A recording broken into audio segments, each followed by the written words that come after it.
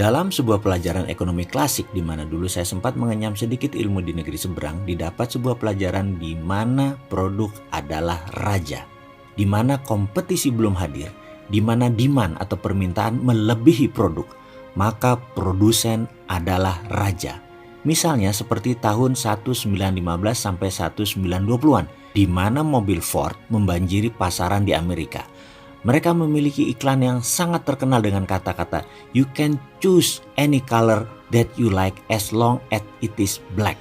Anda boleh memilih warna apapun untuk mobil Anda selama pilihan warnanya adalah hitam.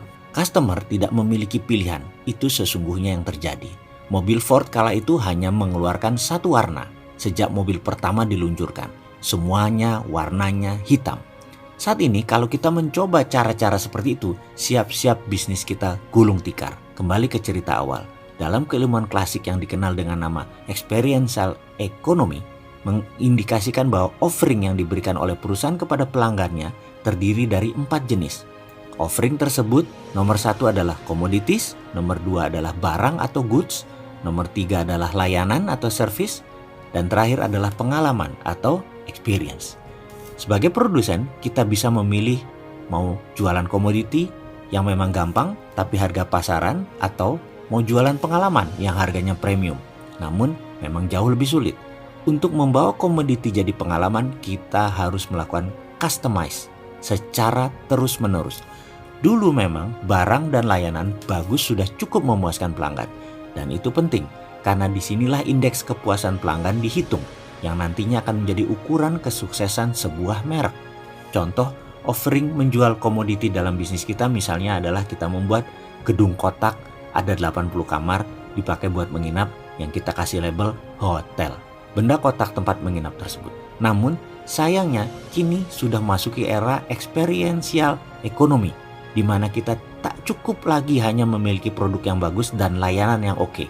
Lebih dari itu, produk dan layanan kita harus mampu membangkitkan sensasi pengalaman yang akan menjadi basis loyalitas pelanggan. Karena adanya pergeseran ini, maka konsep indeks kepuasan pelanggan kemudian menjadi kurang relevan. Saya tidak mengatakan kepuasan pelanggan tidak perlu. Saya harus mengatakan bahwa sangat penting dan perlu. Tapi kepuasan pelanggan saja tidak cukup. Kepuasan pelanggan sudah menjadi given, sudah menjadi komoditi. Untuk menjadi pemenang, produk dan servis kita harus mampu merangsang indera pelanggan, harus mampu menyentuh hati pelanggan, harus mampu menstimulasi sisi intelektual pelanggan, bahkan kalau bisa mengakomodasi sisi spiritual pelanggan dalam bentuk misalnya ketenangan hati, ketentraman jiwa, kesejukan kalbu. Yang terakhir ini penting. Kenapa? Karena pakar bisnis properti seperti Donald Trump pernah mengatakan, "If your brand deliver feeling of peace, it will be priceless." Kalau produk dan layanan Anda mampu membawa kedamaian di hati, maka berapapun harganya, pelanggan Anda akan membayarnya. Catatan penting, apapun bisa jadi pengalaman. Dalam berbisnis, kita punya pilihan. Mau menjual commodities, mau menjual goods, mau menjual services, atau experiential. Konsekuensinya sangat jelas.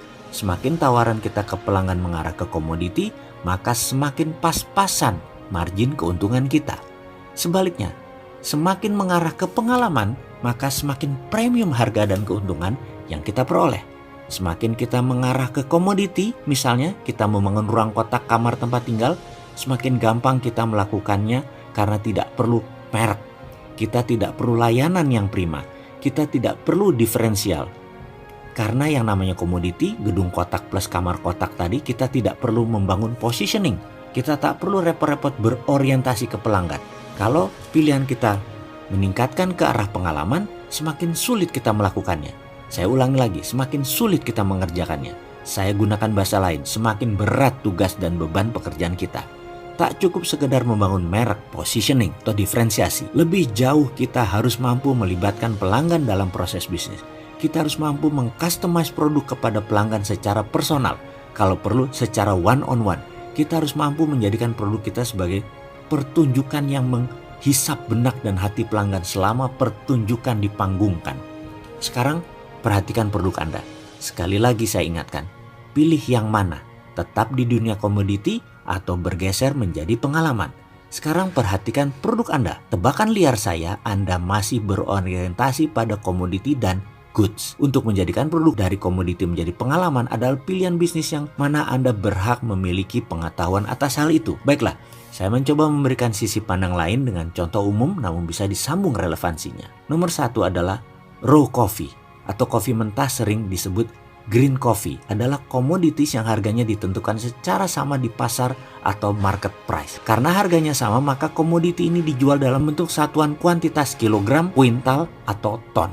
Kalau kopi tersebut diolah, diberi aroma tertentu, diberi kemasan, diberi merek, apakah kapal api atau Nescafe, maka kopi tersebut naik derajatnya menjadi goods, tidak lagi komoditi.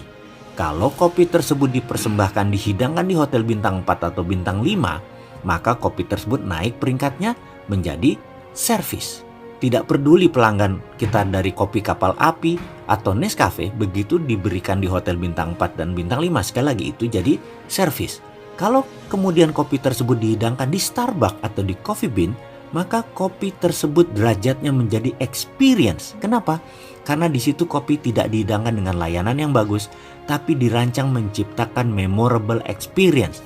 Anda menikmati kopi Starbucks, tak hanya menikmati enaknya kopi, tapi lebih jauh lagi menikmati pengalaman ngopi bersama kerabat atau teman dekat Anda. Pengalaman ngopi khas Starbucks. Pesannya sederhana, kalau offering apapun bisa menjadi pengalaman. Kenapa masih mau repot-repot berbisnis komoditi, goods atau service? Sekali lagi, kalau kopi tersebut Anda nikmati berdua dalam bulan madu romantis dengan belahan jiwa Anda, soulmate Anda, kekasih Anda, di atas gondola di Venesia di Italia, tepat di arah sunset mentari akan tidur di peraduannya, Anda menikmati kopi tersebut sambil mendengarkan senandung cinta di atas gondola yang didayung oleh pemuda ganteng dari Napoli sambil menyanyikan lagu khas Italia, O Sole Mio, maka produk tadi melebihi produk experiential. Itu sudah menjadi produk spiritual. Anda tidak peduli lagi harganya, yang Anda bayar bisa 5 kali harga Starbucks. Walaupun kopi itu ternyata kopi tubruk biasa, yang Anda dapatkan hanya memorable experience spiritual. Kesimpulan akhir, di dalam dunia kompetisi yang sangat ketat, sangat buas, dan ke depan akan hadir lagi yang lebih pintar, maka saya sarankan, produk Anda minimum mestilah experiential business, atau you will die.